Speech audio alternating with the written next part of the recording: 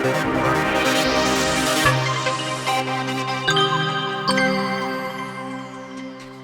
going on, everyone, and welcome back to another Monday Scale News Update. This has been the first week in the almost 30 weeks that I've been doing the Scale News Update that there's been very little news. So we'll first talk about the couple of topics that happened from this last week, and then we'll go on and discuss some of the questions from the posts that I put on social media earlier today. So let's jump right into it. This week, the news did come out that CKRC Hobbies in the Reno, Nevada area is closing its doors. Now, we've seen a lot of local hobby shops close in the last year, couple of years, handful of years.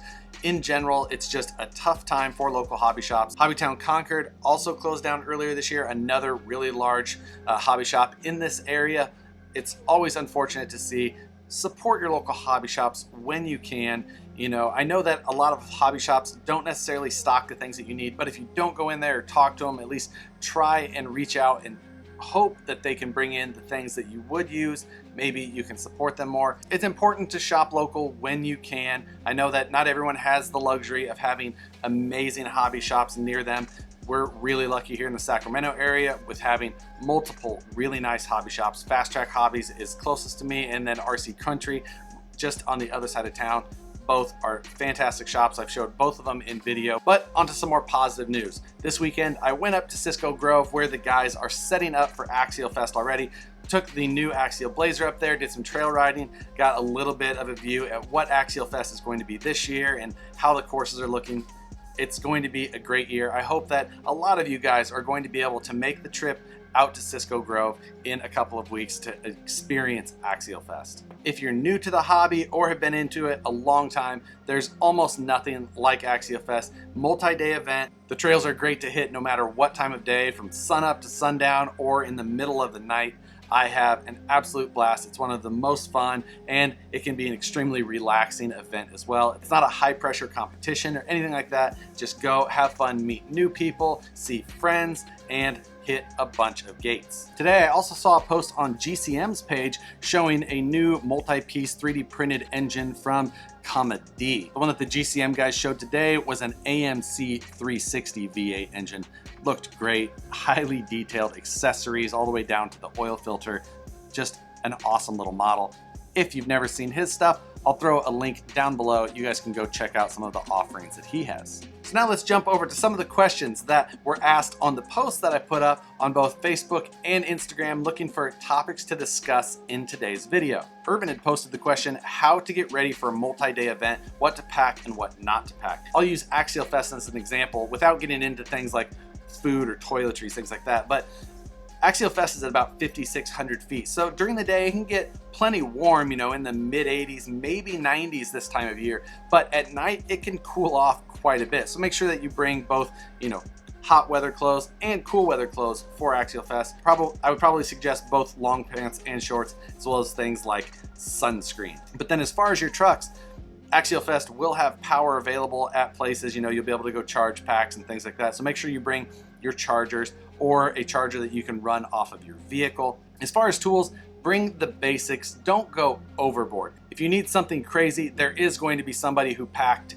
everything and the kitchen sink. So wouldn't worry too much. Just bring the basics that you might need for basic maintenance or repairs. And then as far as parts, again, the basics, but know your vehicle. If you have a high likelihood of breaking drive shafts, maybe bring a spare set of those. Having some extra rod ends around might be handy. But if you need something more major, there's going to be shops on site there, or again, a ton of people who probably have everything you need. Jumping into the next question, R. Browning asked, how about when you're going to do a video build on another truck? Now I've got a bunch of videos coming up. I've got all the VS410 instructional and overview videos coming very soon, as those are getting really close to shipping. And then I've got a new Traxxas TRX4 Sport series coming soon. And I recently decided to pick up a Cross RC and give those things a shot firsthand. I didn't pick up the Mammoth that I talked about last week, and I actually picked up a different one that I wanted to give a shot. We'll see how that goes. It'll be the first Cross RC that I personally own. gonna keep an open mind and see what I think of their quality. Then I've got a handful of other videos coming as well, such as another local hobby shop tour from when I had to make that trip back to Omaha. I've got the SCX-10 II Blazer running video that I'm editing. And then I did a video showing everything that I have in that rolling toolbox setup that I use on every build at this table. So watch for all of those as they start to roll out over the next couple of weeks. And then with Axial Fest coming up soon, I'm gonna try and shoot some video walking through my Axial Fest prep and showing you what I'm doing as I'm getting ready. And the next question was from Dave Jones, and he said, talk about the cars you are having the most fun with currently. And that's a simple question, but one that I was kind of having a hard time thinking of how I was going to answer when I first read it. Now, the VS410 I've been having a ton of fun with. Just, it's new, and it's been a project, and it's seeing it come to completion and enjoying it. It's different for me probably than a lot of people, but it's just something that I'm really enjoying personally myself.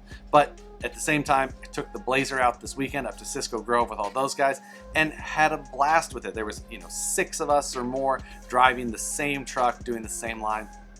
That's a hard feeling to replicate, and just trail riding with friends is something that's always going to be fun. So really, no matter what truck that I'm driving, I'm going to be having fun, as long as I'm not having just one of those days where nothing's going right and you've got a failure or something like that. But a day on the trail driving an RC car, rarely a bad day.